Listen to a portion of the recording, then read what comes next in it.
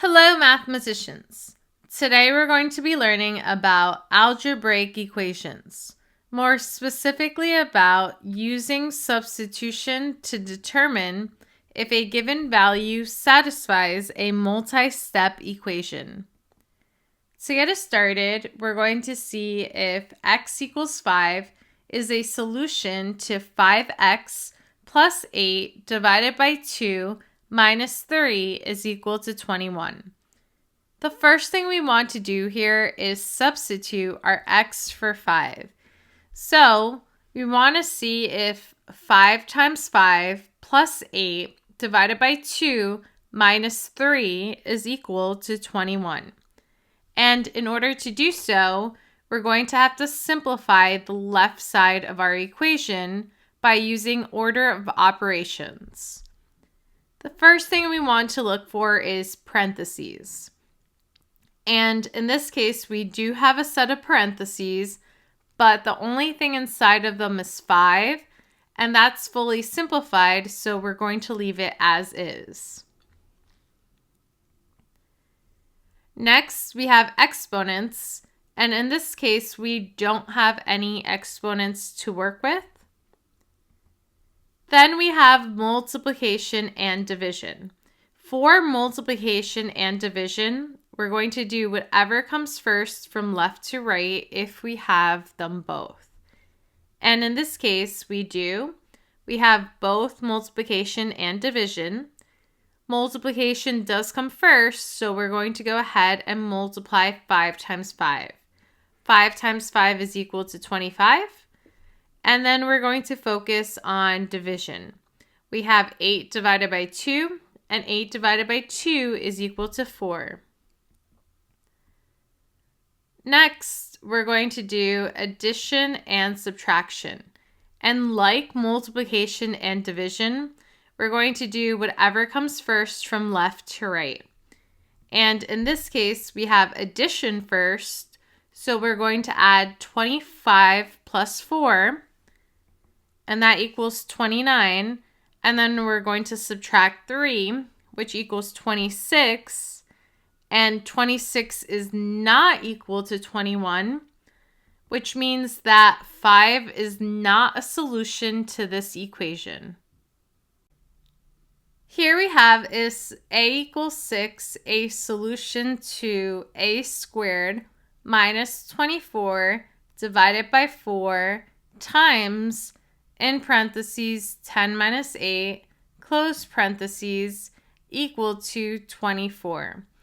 The first thing we want to do here is substitute a for 6. So now we have 6 squared minus 24 divided by 4 times, in parentheses, 10 minus 8, close parentheses, equal to 24. And our goal is to see if by substituting a for 6, this will make our equation true. So in order to simplify the left side of our equation, we're going to use order of operations, starting off with parentheses. And inside of our parentheses, we have 10 minus 8, which equals 2. And then we're going to look for exponents. And in this case, we do have 6 to the power of 2, which can be read as 6 squared, which is the same thing as 6 times 6. And 6 times 6 is equal to 36. Next, we have multiplication and division. For multiplication and division, we're going to do whatever comes first from left to right. In this case, division comes first, so we're going to do 24 divided by 4 first, which is equal to 6, and then 6 times 2 is equal to 12. Next, we have addition and subtraction, and like multiplication and division, we're going to do whatever comes first from left to right. In this case, we only have subtraction, so 36 minus 12 is equal to 24. Now, notice that both sides of the equation say 24. We get 24 is equal to 24. This is true, which means that 6 is a solution to this equation. Here we have is b is equal to 2, a solution to 4b cubed minus, in parentheses, 8 plus 2, close parentheses, divided by, in parentheses, 10 minus 5, close parentheses, is equal to 106. The first thing we need to do here is substitute b for 2 so that we could see if 2 is a solution to this equation. And we're going to use order of operations to help us simplify the left side of this equation to see if it is true. So first, we're going to work with parentheses. And in this case, we have 2 sets of parentheses that have an expression worth simplifying inside. Now, I know we have another set of parentheses that has a 2 inside of it, but we can't simplify that 2 any further. So let's start off by focusing on 8 plus 2. So 8 plus 2 could be simplified to 10, and then 10 minus 5, which is in our other set of parentheses, could be simplified to 5. Then we have exponents. And in this case, we have 2 to the power of 3. And 2 to the power of 3 is 2 times 2 times 2, which is equal to 8. And then we have multiplication and division. And for multiplication and division, we're going to do whatever comes first from left to right. In this case, we have both multiplication and division, but multiplication comes first. So we're going to go ahead and multiply. So 4 times 8 is equal to 32. And 10 divided by 5 is equal to 2.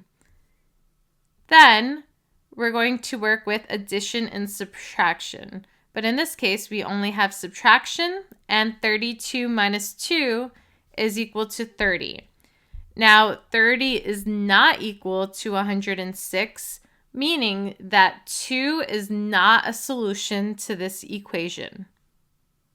Here we have is c equals 3, a solution to c squared minus 8 plus, in parentheses, 5 minus c, close parentheses, is equal to 3. The first thing we want to do here is substitute c for 3 so that we could test out if it's a solution. And in this case, we have 2 c's, so we're going to substitute both with 3. And then we're going to use order of operations to simplify the left side of our equation to see if c is a solution. So starting off with parentheses. And in this case, we do have a set of parentheses, and inside we have 5 minus 3, which is equal to 2. Then we're going to look for exponents. And we also do have an exponent, which is 3 to the power of 2, or we could say 3 squared. 3 squared is the same thing as 3 times 3, which is equal to 9. Then we're going to look for multiplication and division, and in this case, we don't have either. And then finally, addition and subtraction. And like multiplication and division, we do whatever comes first from left to right. And in this case, subtraction comes first. So 9 minus 8 is equal to 1. And then 1 plus 2 is equal to 3. 3 does equal 3. So that means that 3 is a solution to this equation because this is true.